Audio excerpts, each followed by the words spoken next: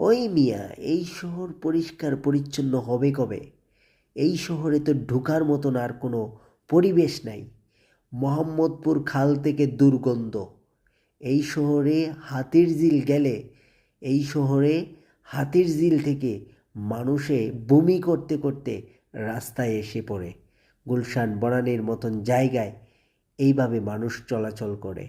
আবার বড় বড় ডায়লগ দেয়, হাতির ঝিল আছে, হাতির ঝিলে নাকি মানুষ বসে বসে দক্ষিণা বাতাস খায়।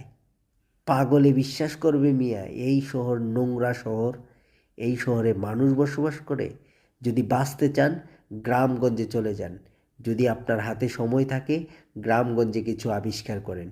স্কুল কলেজ মাদ্রাসা যা করা দরকার, কলকারখানা সব গ্রামগঞ্জে করেন। এই শহরে আর কিচ্ছু করেন না, চলে যান, ওটাই বেটার।